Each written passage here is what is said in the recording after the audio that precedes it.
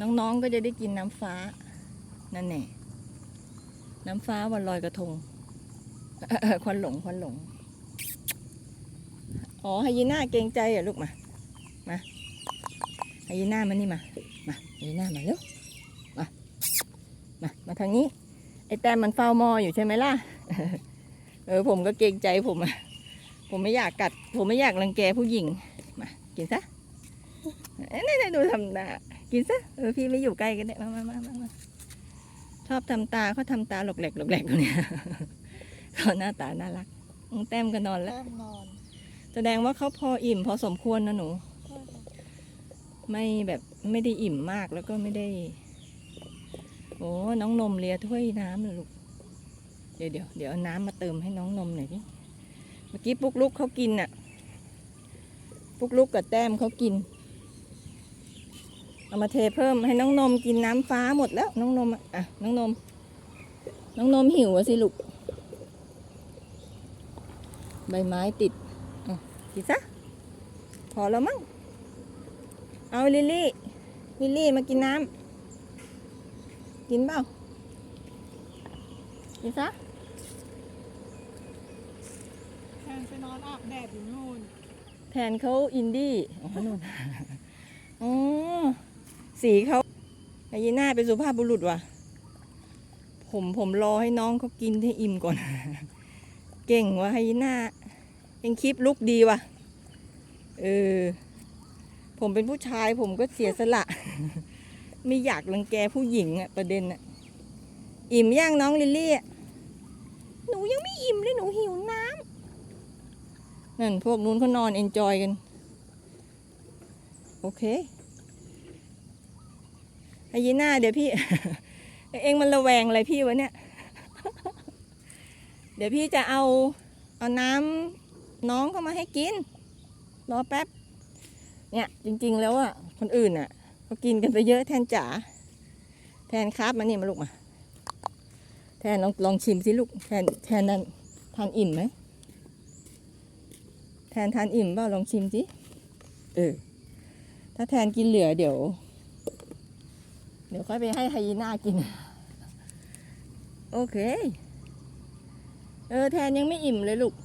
กินซะ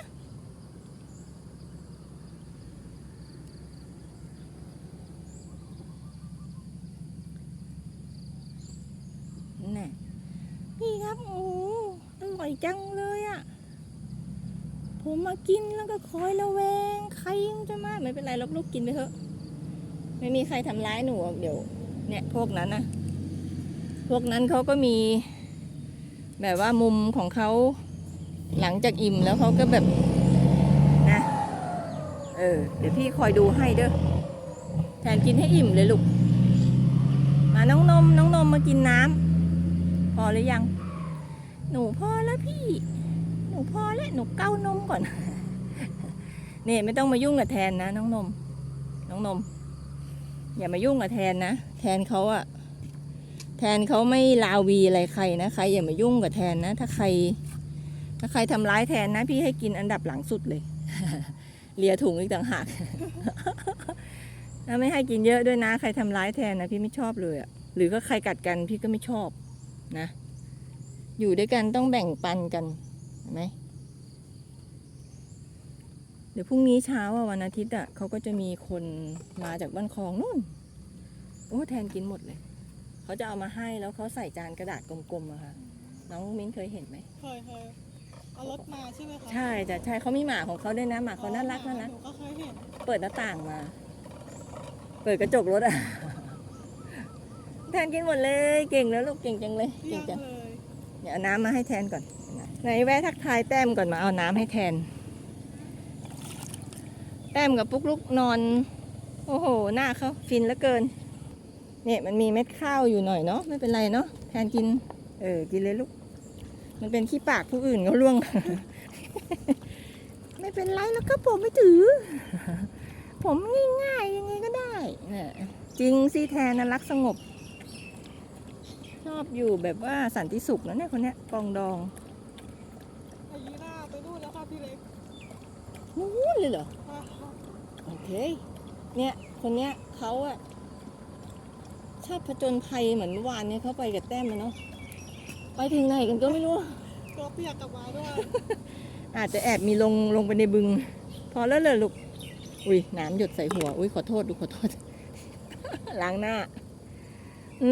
แทนจะไปไหนแทนจะไปไหนลูกแทนจะไปไหนต่อ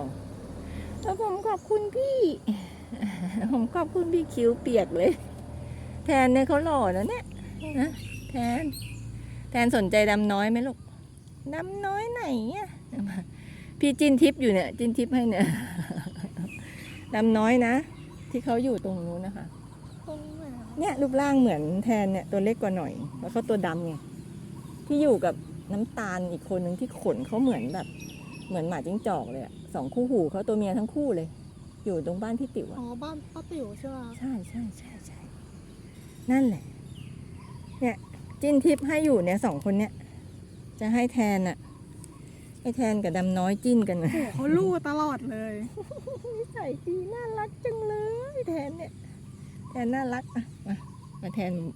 มาจับขาพี่เนี่ยมาโอ้โหไม่กล้ากลัวกางเกงพี่เปื้อนอุ้ยถ้าเป็นน้ำตาลกับดำน้อยไม่ได้อะกระโดดตะกาย เห็นไหมพี่เขารักหนูอะลูกพี่เขารักหนู เวลาพี่เขามาหนูก็